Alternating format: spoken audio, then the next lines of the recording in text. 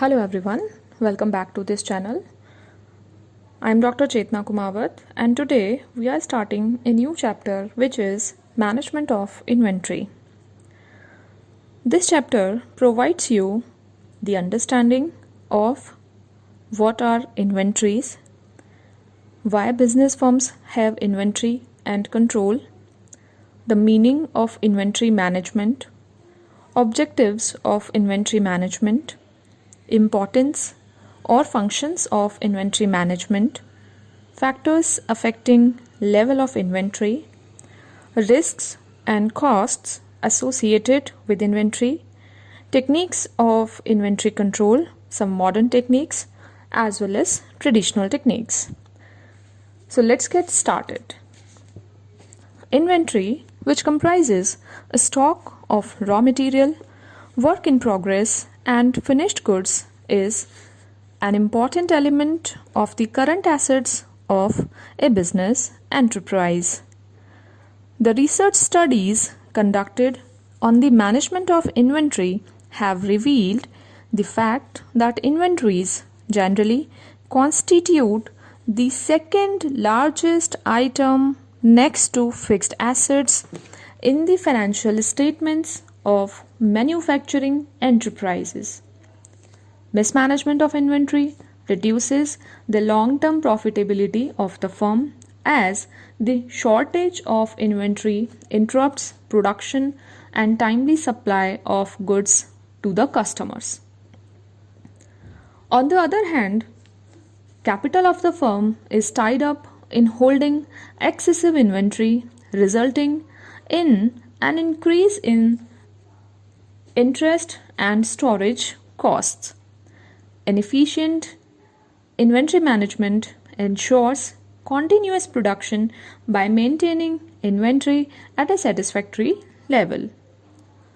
It also minimizes capital investment and cost of inventory by avoiding stockpile of products. Thus, to some extent, a firm can control the volume of inventory using different methods and techniques of inventory control without affecting the production and sales. These methods and techniques of inventory control are highlighted as follows. The first question arises is, what do we understand by the term inventories, or what are inventories? The dictionary meaning of the word inventory is stock of goods, but inventory means such type of assets which will be disposed of in future in the ordinary course of business. Bolton SE has defined it as inventory refers to the stockpile of the product a firm is offering for sale and the components that make up the product. In other words, the inventory is used to represent the components that make up the product. In other words, the inventory is used to represent the aggregate of those items of tangible assets which are number 1, held for sale in the ordinary course of business, number 2, in the process of production for such sale, or number 3, to be currently consumed in the production of goods or services to be available for sale. Thus, inventory means and includes any or all of the following. The first one, raw materials and supplies. These are the goods that have to be used in the production of finished goods such as iron ore in steel or oil seed or groundnut in oil industry.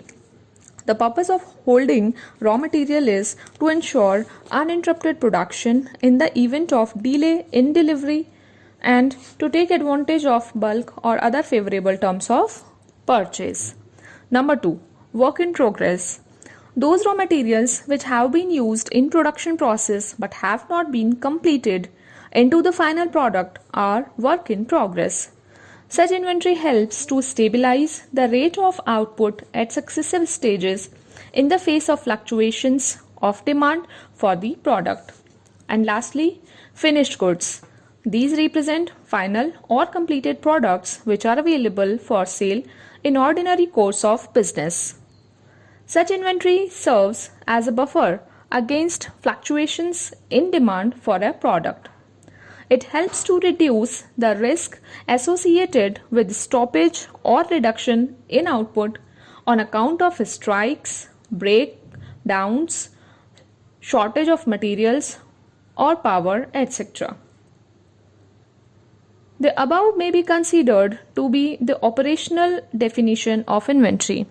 In financial parlance, inventory is defined as the sum total of value of raw materials, work in progress, finished goods, though it depends largely upon the type of business. For example, in case of manufacturing firm, inventory will mean include all the three groups stated above, while in case of trading firm, it will represent only the finished goods.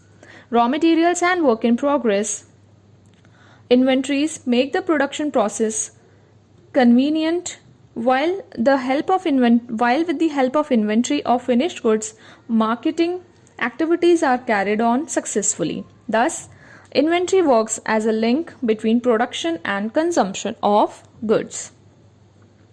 Now let's understand the features of inventory. A comparison of inventory with other components of working capital reveals that it has some special features of its own. These features are: on an average, it accounts for the lion's share of a firm's investment in working capital. For example, in India, inventory generally accounts for more than 60% of current assets in the manufacturing industries. The risk factor in holding inventory is generally higher than that of holding other items of current assets. Though holding of more and more inventory may be desirable from the point of view of functional managers, it adversely affects profitability. It involves many types of costs associated with it, with acquisition cost, carrying cost, short out cost, etc. It is the only item of current assets which has direct influence on the prices and the income of a firm. And lastly, it involves almost all the functional areas of management, with purchasing, production, marketing, and finance. Now, the big question is, why business firms have inventories? In holding different types of inventories, the capital of the firm is tied up and it has to incur some expenditure in the form of storage and transportation costs. In spite of it, every business enterprise holds adequate inventories. By holding inventories, the firm is able to separate the process of purchasing, producing, and selling.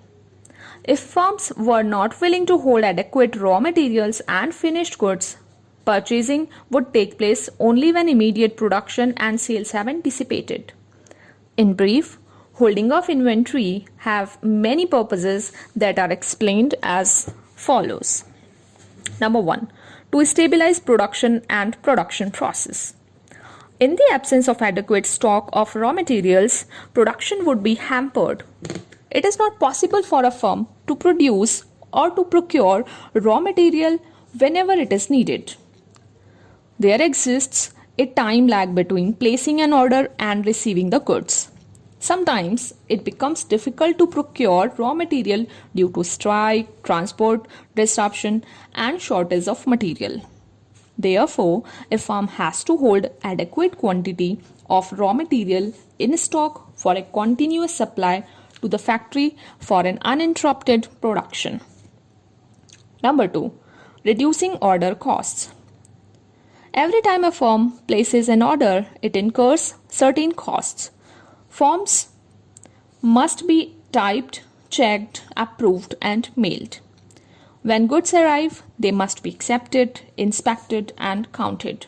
The invoice must be checked with the goods and then sent to the accounting department so that the payment may be made to the suppliers.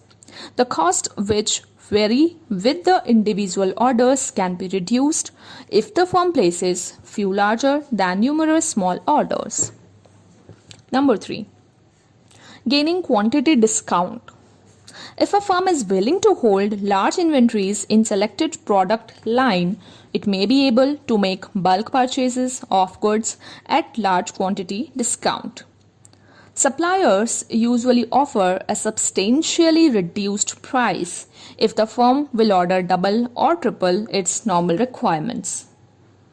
By availing this discount, the firm will be able to increase its profits as long as the costs of maintaining inventories are less than the amount of discount. Number 4, avoiding losses of sales.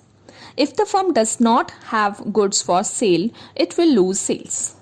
Customers requiring immediate delivery will purchase their goods from the firm's competitors or will decide not to purchase goods at all instead of waiting for delivery. At any rate, the customer is to be maintained because a satisfied customer creates a new class of customers for selling and therefore producing. Number 5, full utilization of capacity. The firm has also to hold adequate quantity of stock of raw material to use its unutilized production capacity. If the production capacity is not being fully utilized due to shortage of raw material, it causes an increase in cost of production because some elements of costs are meant for production capacity. Partial utilization of capacity does not result in reducing such costs. Therefore, to protect the firm from such losses, holding of an adequate inventory is inevitable. Number 6, lower prices. Raw materials, spares, and other components may be purchased in bulk to take the advantage of a special offer at low prices or a temporary recession in prices.